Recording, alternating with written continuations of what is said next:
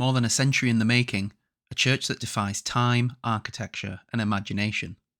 Today we're diving into the history of one of the most breathtaking and unique buildings in the world. This is the story of the Sagrada Familia. Towering over the skyline of Barcelona is a building unlike any other. The Basilica de la Sagrada Familia is a symbol of spiritual devotion, artistic ambition, and architectural genius. Started in 1882 and still under construction today, it's the longest running architectural project in modern history. The story begins in 1866, when a group of devoted Catholics founded the Spiritual Association of Devotees of St. Joseph. Their vision? To build a monumental church in Barcelona dedicated to the Holy Family, Jesus, Mary, and Joseph. Construction began in 1882 under architect Francisco de Paula del Villar. His design was neo-Gothic, traditional, and relatively modest.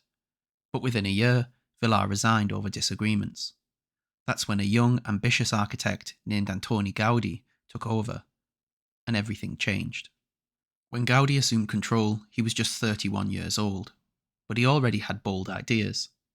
He completely reimagined the design, transforming it from a conventional Gothic Revival church into a fantastical fusion of nature, geometry, and Christian symbolism. Gaudí didn't want to imitate the past. He wanted to glorify God through a structure that echoed the divine logic of nature. Columns like tree trunks, vaults like flowering canopies. Every detail carried spiritual meaning. By 1914, Gaudí committed himself entirely to the Sagrada Familia. For the next 12 years, he worked obsessively on the project, living on site, adjusting designs, and overseeing every detail. The basilica is designed with three monumental facades: the Nativity, the Passion, and the Glory. The Nativity facade, the only one that Gaudí saw completed, celebrates the birth of Christ. It's ornate, vibrant, and filled with life. Birds, plants, and animals are all interwoven in stone. In contrast, the Passion facade, built after his death, reflects the suffering and death of Jesus Christ. Stark, angular, almost brutal, it was designed to invoke pain and sacrifice. The Glory facade, still under construction today, will represent the road to God, the final judgment, hell, and heaven. Inside, Gaudí's genius is even more striking. The interior columns branch like trees, creating a forest of light. Stained glass windows bring a new colour to the space depending on the time of day and the position of the sun. Everything was engineered for both beauty and stability. Yet in June 1926, tragedy struck. Gaudí was hit by a tram and died a few days later. At his funeral, thousands lined the streets of Barcelona. He was buried in the crypt of the Sagrada Família, the very church he had devoted his life to. When he died, only a fraction of the basilica was completed, but he left behind an extraordinary collection of plans, models, and instructions. Unfortunately, many of these were destroyed during the Spanish Civil War in 1936. Nevertheless, Gaudí's vision endured. Despite war, political turmoil, and economic challenges, construction pressed on, slowly, carefully, and faithfully.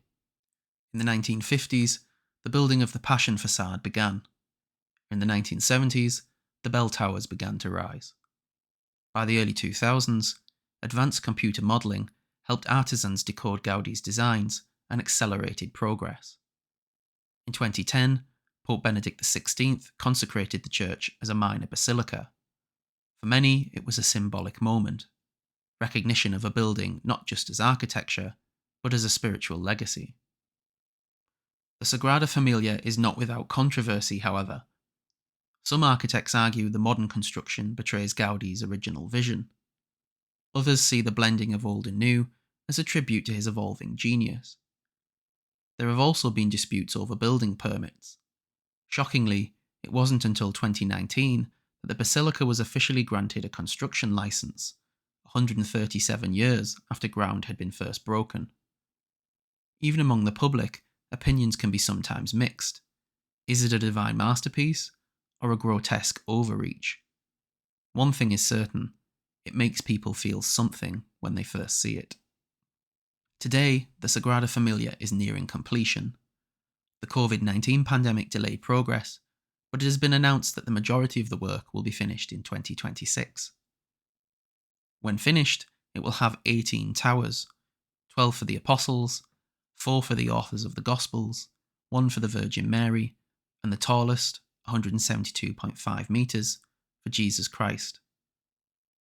This final and largest tower will make the Sagrada Familia the tallest church in the world. But the Sagrada Familia is more than a church. It is a symbol of faith, patience, and artistic ambition stretched across generations. Gaudi knew he would never see it finished.